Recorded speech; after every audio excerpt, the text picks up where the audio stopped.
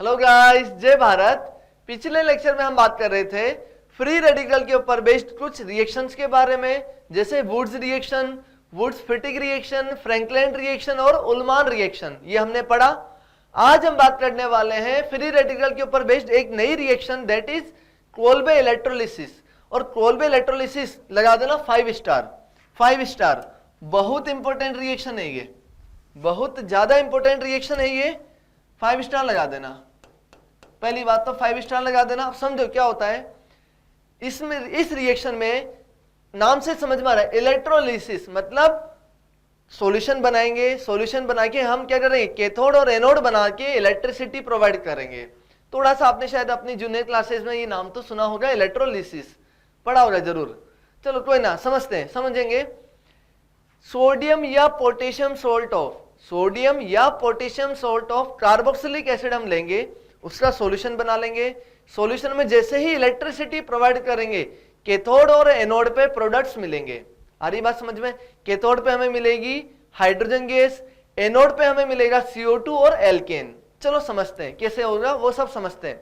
पहले लिख दो जल्दी से, in this reaction sodium and potassium salt, sodium and potassium salt of carboxylic acid, चाहे तुम सोडियम सोल्ट लो चाहे पोटेशियम लो, एक ही बात है। सोडियम या पोटेशियम सोल्ट का कार्बोक्सिलिक एसिड लेंगे, इलेक्ट्रोलिसिस करवाने पर हमें मिलेगी एल्केन। मतलब ये जो रिएक्शन है ये एल्केन के फॉर्मेशन की रिएक्शन है, इसमें हम एल्केन बनाएंगे। चलो समझो, ये लिख दिया, समझेंगे किस तरीके से रिएक्शन हो रही है, चलो समझेंगे। ध्यान देना, RC double bond O negative Na positive. अगर हमने सोडियम सोल्ट ले लिया कार्बोक्सिलिक एसिड का, या चलो मान लो तुमने ले लिया पोटेशियम सोल्ट, बात एक ही है, कुछ डिफरेंट नहीं है। सोडियम सोल्ट लो चाहे पोटेशियम सोल्ट लो, फिर अगर आपने इसमें इलेक्ट्रोलिसिस करवा दिया, इलेक्ट्रोलिसिस तो समझना ध्यान से, इलेक्ट्रोलिसिस करवाने पर ये जो बॉन्ड है, ये जो R है, ये बनाता है R फ्री रेडिकल। क्या होता है? ये बनाता है R फ्री रेडिकल। मैकेनिज्म भी समझेंगे अभी। ये बनाता है R फ्री रेडिकल, ये दूसरे R फ्री रेडिकल के साथ में क्या करता है, कॉम्बिनेशन शो करता है। हमने पढ़ा है, हमने बात की है कि फ्री रेडिकल्स कॉम्बिनेशन की प्रॉपर्टी शो करते हैं, पता है ये। तो जैसे ही R फ्री रेडिकल यहां बनेगा, वो दूसरे R फ्री रेडिकल के साथ में कंबाइन होके बना देगा, कंबाइन होके बना देगा RR, और RR क्या हो जाएगा, एल्केन हो जाएगा। समझ में आती बात? यहां से जो ये CO2 है, ये CO2 रिलीज हो जाती है CO2 बन के। दूसरी बात करते हैं, जो इलेक्ट्रोलिसिस हम कर रहे हैं सॉल्यूशन में, तो वाटर भी होगा।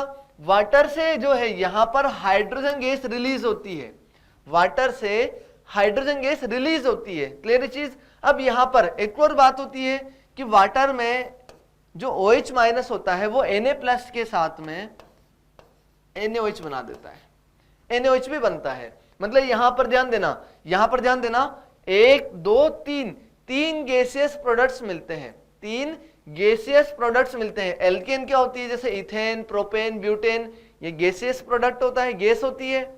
CO2 भी गैस होती है और हाइड्रोजन भी गैस होती है। तो इलेक्ट्रोलिसिस करवाने पर ध्यान रखना, तीन गैसियस प्रोडक्ट्स मिलते हैं। ठीक है, चलो आगे बात करते हैं। जो NaOH बनता है, तो NaOH बनने पर इस रिएक्शन में क्या बोल रहे हैं सर, रिएक्शन पूरी होने के बाद में NaOH बन रहा है, तो बताओ सॉल्यूशन क्या होता जा रहा है, बेसिक होता जा रहा है। मतलब सॉल्यूशन की pH इंक्रीज होती जा रही है। ये सारे पॉइंट्स अभी अपन लिखेंगे। क्लियर है चीज? एक और बात समझो, एक और बात समझो जो कि इंपॉर्टेंट भी है। हम यहां पर जब ध्यान देना, जब यहां पर 2RC डबल बॉन्ड और नेगेटिव Na पॉजिटिव लेते हैं, तो वो RR तो RR बना दिया, मतलब ये 1 मोल बना है। ये कितना मोल बना है सर, 1 मोल बना है।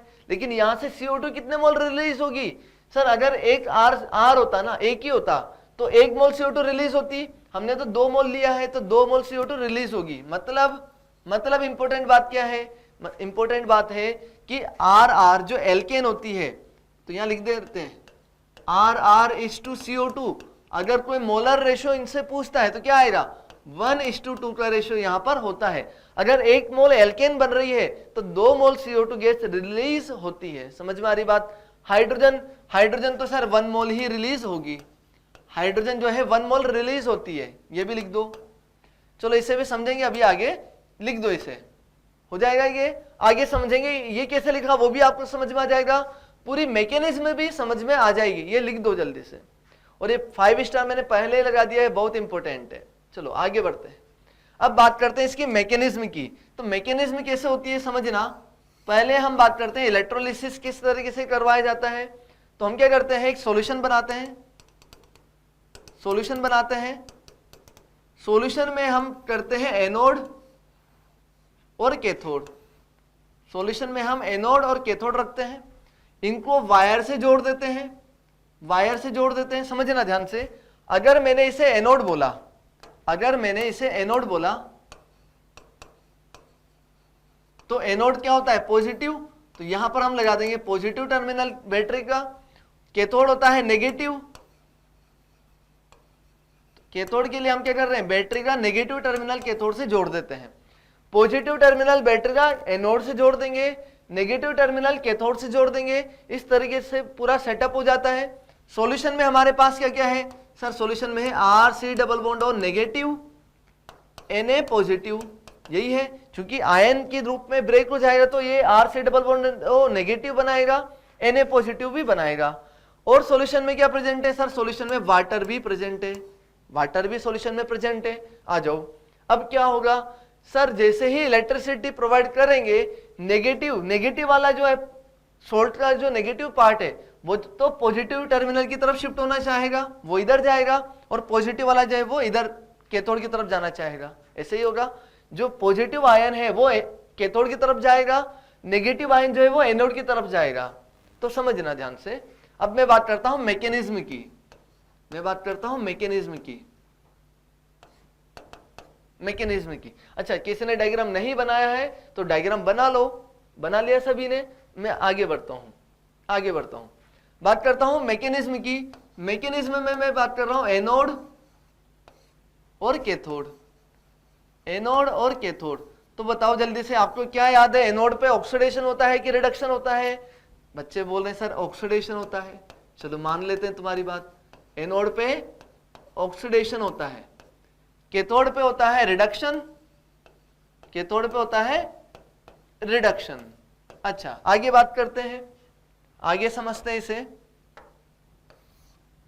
सबसे पहले मैं बात करता हूं एनोड की।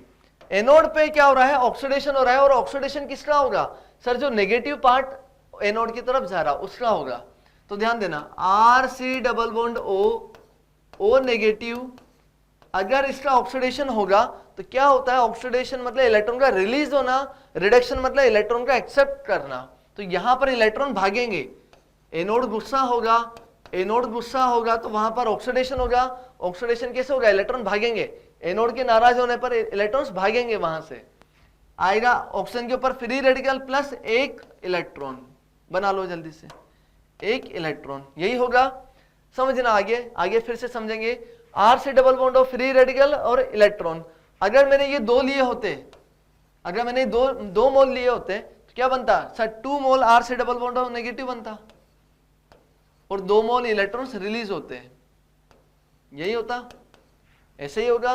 अच्छा, आगे क्या होगा सर, ये जो RC डबल बॉन्ड O है ना, RC double bond O free radical और यहां पर 2।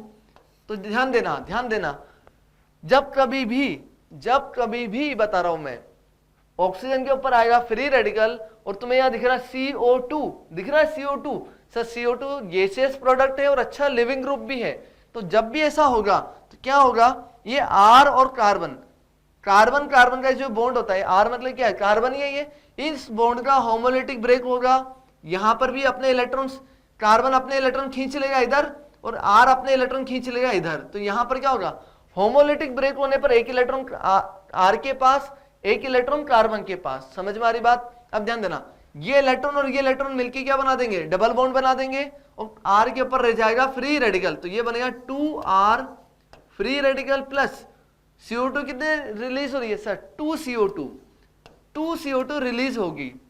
आगे क्या बोलेंगे सर, जो 2R फ्री रेडिकल है, ऐसे बहुत सारे हैं, तो R और R आपस में कंबाइन होके बना देंगे RR। ध्यान देना, R फ्री रेडिकल दूसरे R फ्री रेडिकल के साथ में बना देंगे RR। तो हमारे पास देखो एनोड पे क्या क्या मिला, एनोड पे हमें मिला CO2 और एनोड पे ही हमें मिली एल्केन। समझ में आ गई बात? आ गई समझ में? ये तो हो गया एनोड के लिए, लिख दो जल्दी से। कैथोड के लिए बात करते हैं। सर कैथोड पे होने वाला है रिडक्शन, और कैथोड पे कौन कौन प्रेजेंट है? सर Na+ प्रेजेंट है और वाटर प्रेजेंट है। क्या Na+ का रिडक्शन हो पाएगा? नहीं सर, वो तो मेटल है, मेटल तो इलेक्ट्रॉन एक्सेप्ट नहीं करेगी, मेटल की जो है रिडक्शन नहीं हो पाएगी। तो रिडक्शन किसका होगा? वाटर का रिडक्शन होगा। और ये मैंने कैसे बोल दिया समझना, जब आप इलेक्ट्रोकेमिस्ट्री पढ़ोगे तो वहां पर इलेक्ट्रोकेमिकल सीरीज आती है, उसके बेसिस पे किसका ऑक्सीडेशन प्रेफर होगा, किसका रिडक्शन प्रेफर होगा, ये वहां से समझ में आता है। बट अभी तो आप डायरेक्टली याद रखो, मेटल का रिडक्शन नहीं होगा, किसका और रिडक्शन होगा? वाटर का रिडक्शन हो जाएगा। तो वाटर का रिडक्शन कैसे होता है समझना, ध्यान देना।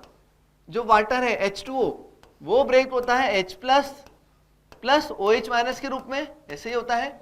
वाटर ब्रेक रहता है H+ और OH- के रूप में पानी में, दोनों की सेम अमाउंट होती है, तो क्या रहता है? न्यूट्रल रहता है। ये H+ जो है, ये H+ जो है इन दो इलेक्ट्रॉन्स को एक्सेप्ट करता है, इन दो इलेक्ट्रॉन को एक्सेप्ट करता है। तो ध्यान देना 2H+ जो है दो इलेक्ट्रॉन एक्सेप्ट करेगा। 2H+ कैसे आएंगे? जब 2H2O होगा तो 2H+ और 2H- मिलेंगे, यही होगा। ध्यान देना 2H+ 2 इलेक्ट्रॉन्स को एक्सेप्ट करके बना देगा H2 गैस। इस तरीके से आपके पास CO2 मिला 2 मोल, RR मिला 1 मोल, और यहां से मिला मुझे हाइड्रोजन 1 मोल। समझ में आ गया? तो मैंने यहां ऊपर जो रेशियो लिखा था देखो, RR 1 मोल, CO2 2 मोल और हाइड्रोजन 1 मोल। तो ये रेशियो क्लियर अच्छे से? क्वेश्चन अभी तक आया नहीं है, वो आ सकता है कभी भी, ठीक है। अभी ध्यान देना, कहीं पर बुक्स में ऐसे डायरेक्ट ऐसे नहीं दिया रहता, क्या करता है कि नेट रिएक्शन देता है। नेट रिएक्शन कैसे दो समझो, 2H+ कैंसिल आउट होगा, बचा क्या इधर तुम्हारे पास? इधर हमारे पास बचा सर 2H2O, तो 2H2O प्लस 2 इलेक्ट्रॉन्स। इस तरीके से भी रिएक्शंस बुक में देके रखता है कि वाटर ने 2 इलेक्ट्रॉन एक्सेप्ट किए और बना क्या तुम्हारे पास? H2 गैस बनी प्लस 2OH- बना। अब मुझे बताओ, ये जो OH- बना है, ये Na+ के साथ में रिएक्शन करके क्या बना देगा? NaOH बना देगा। तो यहां से हम बोल देंगे कि जब रिएक्शन पूरी होती है NaOH बनता है और सॉल्यूशन की pH इंक्रीज हो जाती है। समझ में आ गया? बहुत इंपॉर्टेंट रिएक्शन में दोबारा रिवाइज करवाता हूं। सर RR बनेगा, पहली बात तो कंबाइन होके CO2 गैस रिलीज होगी, तो RR और CO2 दोनों रिलीज होंगे एनोड पे। कैथोड पे वाटर का रिडक्शन होता है, वाटर के रिडक्शन से हाइड्रोजन गैस रिलीज होती है और OH- बचा रह जाता है। ऐसा ही है, अगर सॉल्यूशन में OH- रहेगा मतलब क्या बोलेंगे? सर सॉल्यूशन जो है बेसिक होता जा रहा है, सॉल्यूशन की pH इंक्रीज होती जा रही है। बना दो इसे जल्दी से, क्लियर है? चलो आगे आ जाओ, आगे आ जाते हैं इसके कुछ पॉइंट्स के ऊपर। बहुत इंपॉर्टेंट पॉइंट्स है। पहला, CH4 बनाना है। क्या CH4 बन पाएगा? सर वुड्स रिएक्शन में भी आपने मना कर दिया था, R और R मिलके तो एल्केन, इथेन, ब्यूटेन ही बना पाएंगे, CH4 तो नहीं बना पाएंगे। तो लिख देना CH4 can not be prepared. और कहीं पर मिक्सचर भी बनाएगा तो मिक्सचर बनने पर उसका यील्ड तो कम हो ही जाता है। तो अगर CH4 बनेगा भी कहीं पर तो उसकी जो यील्ड होगी, परसेंटेज होगा, बहुत लेस होगा, बहुत ही कम होगा। तो डायरेक्टली लिख दो CH4 can not be prepared. पहली बात तो CO2 at anode, H2 at cathode, ये भी हमने समझा अभी। क्लियर है क्या? आगे आ जाओ, आगे आ जाओ। और इंपॉर्टेंट बात, इसे लगा दो 3 स्टार। ये क्वेश्चन भी कभी भी आ सकता है। क्या बोल रहा है ये? If salt of formic acid, formic acid क्या होता है? देखो ऐसे देखो, H3 नेगेटिव और Na पॉजिटिव। अगर आपने R की जगह क्या ले लिया? हाइड्रोजन ले लिया। अगर R बराबर, ध्यान देना, R बराबर हाइड्रोजन लिया तो क्या होगा? सर ये बॉन्ड ब्रेक होगा तो H फ्री रेडिकल बनेगा। H फ्री रेडिकल दूसरे फ्री रेडिकल के साथ में कंबाइन होकर बना देगा H2। ऐसे ही तो होगा, समझो। अभी हमने जो यहां पर RR बनाया था, अगर R बराबर H होता तो ये भी H और ये भी H, क्या बन रहा है? H2।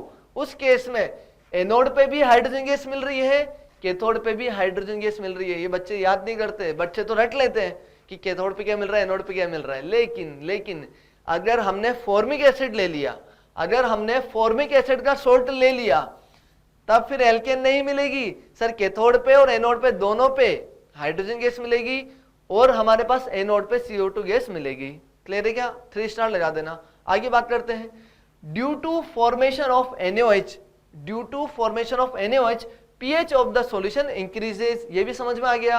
आगे बढ़ते हैं, लिख दो सारे पॉइंट लिख दो। और इसमें बात करते हैं, हमने बात भी की थी, जो फ्री रेडिकल होती है उसकी रिएक्टिविटी किस तरीके से होती है, 1 डिग्री सबसे ज्यादा, फिर 2 डिग्री, फिर 3 डिग्री। समझ में आती है बात? तो यहां पर इसमें भी वही केस होगा, 1 डिग्री 2 डिग्री वाले ज्यादा अच्छे से इसका यील्ड देंगे।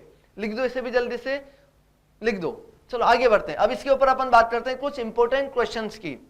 चलो आगे देखते हैं, आगे बात करते हैं। हमें सबसे पहले क्वेश्चन दिया हुआ है, सबसे पहले हमें क्वेश्चन दिया हुआ CH3 C double bond O negative Na positive, इसका इलेक्ट्रोलिसिस करवाना है। ठीक है, अगर हमने इसका इलेक्ट्रोलिसिस करवाया तो क्या होगा सर, ये जो है ये तो CO2 बन के उड़ जाएगा, क्या बनेगा सर CH3 बनेगा। CH3 फ्री रेडिकल जैसे ही बना वो दूसरे फ्री रेडिकल के साथ कंबाइन होकर बना देगा CH3।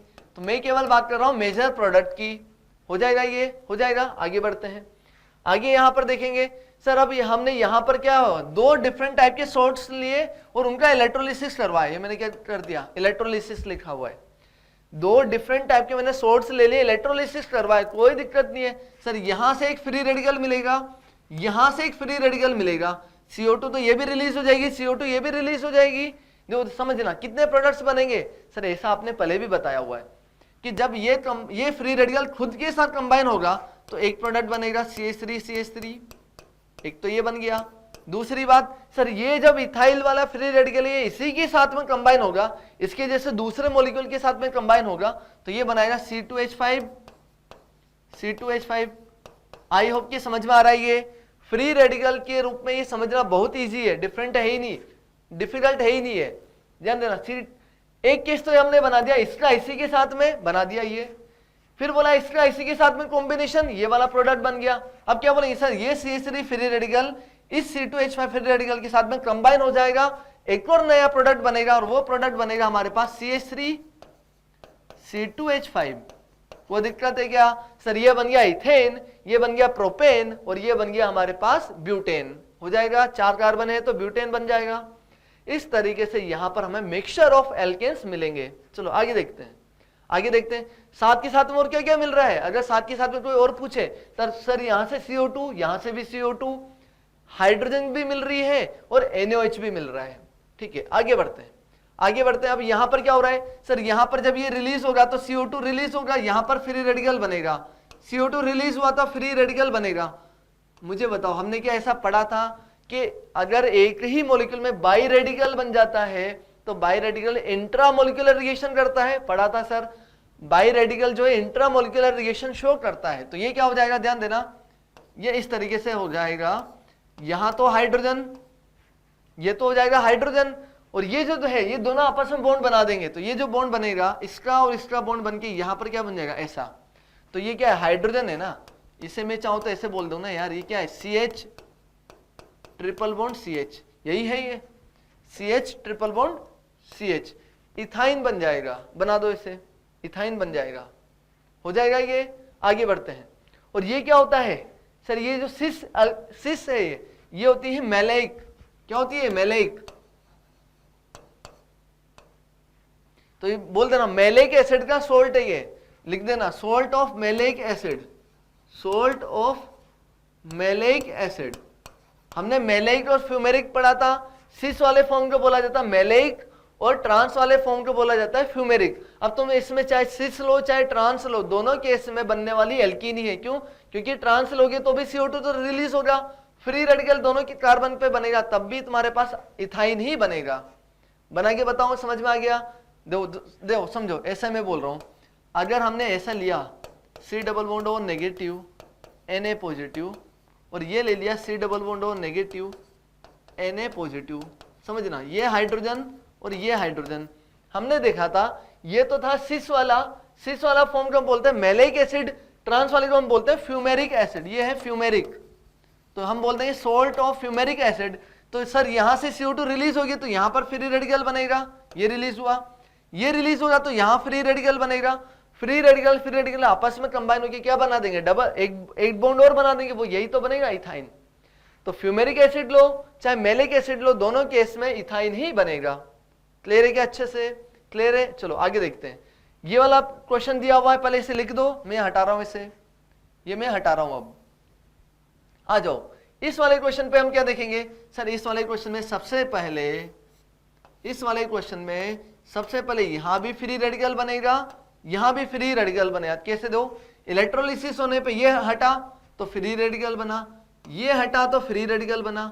अब जब ऐसे फ्री रेडिकल बनेंगे तो ये रीअरेंज हो सकते हैं, पढ़ा था हमने। फ्री रेडिकल अगर डबल बॉन्ड के साथ में आ रहा है तो रेजोनेंस करके रीअरेंज हो सकता है। तो रेजोनेंस करके रीअरेंज होगा तो देखो कैसे होगा, ये डबल बॉन्ड यहां जाएगा, ये डबल बॉन्ड यहां जाएगा, या फ्री रेडिकल बन के वो दोनों बना देंगे डबल बॉन्ड, और ये वाला यहां से ब्रेक होकर यहां पर फ्री रेडिकल बनाएगा, ऐसे बन जाएगा। ध्यान देना, फ्री रेडिकल का केवल रेजोनेंस हो रहा है, ये रेजोनेंस हुआ, यहां फ्री रेडिकल बना और यहां पर भी फ्री रेडिकल बनेगा, ऐसे ही होगा। ये डबल बॉन्ड होमोलिटिकली ब्रेक होगा तो यहां फ्री रेडिकल बनेगा, वो दोनों बना देंगे डबल बॉन्ड। ये वाला डबल बॉन्ड यहां होमोलिटिकली ब्रेक होगा, यहां बनेगा फ्री रेडिकल, ये फ्री रेडिकल और ये दोनों मिलकर बना देंगे डबल बॉन्ड। तो मैं यहां लिख दूं ऐसे, कोई दिक्कत है क्या? चलो इसको अगले स्टेप में भी लिख सकता हूं मैं। ये बना और ये जाके हमारे पास बना देगा इस तरीके से, लिख दो तो हमारे पास बन जाएगा बेंजीन। बना दो इसे। अच्छे से क्लियर है क्या? अच्छे से क्लियर है। कोल्बे इलेक्ट्रोलिसिस बहुत इजी है और बहुत इंपॉर्टेंट भी। क्वेश्चन जितने भी टाइप के बन सकते थे मैंने सारे यहाँ पर कवर किए हैं। आई होप कि समझ में आया होगा। समझ में आया होगा सर, फ्री रेडिकल के ऊपर ही बेस्ड पूरा मैकेनिज्म है। कैथोड एनोड वापस एक बार समझ लो, कैथोड और एनोड एक बार फिर से समझ लो। क्या दिया हुआ था सर? जो एनोड है, एनोड पे ऑक्सीडेशन हुआ था, ऑक्सीडेशन होने पर यहाँ पर CO2 भी मिली। देखो ये जो नेगेटिव यहाँ जाएगा CO2 भी देगा, एल्केन भी देगा। कैथोड पे क्या हो रहा है सर? कैथोड पे वाटर का रिडक्शन हो रहा है, वाटर के रिडक्शन से हाइड्रोजन गैस रिलीज होती है। और एक पॉइंट और इंपॉर्टेंट है सर, फॉर्मिक एसिड अगर हम लेंगे, फॉर्मिक एसिड के केस में यहाँ पर हाइड्रोजन गैस जो है वो कैथोड पे भी रिलीज होगी, वो एनोड पे भी रिलीज होगी। क्लियर है अच्छे से? चलो तो आज हमने कोल्बे इलेक्ट्रोलिसिस पढ़ा। मिलते हैं नेक्स्ट लेक्चर में एक नई रिएक्शन के साथ। जय भारत।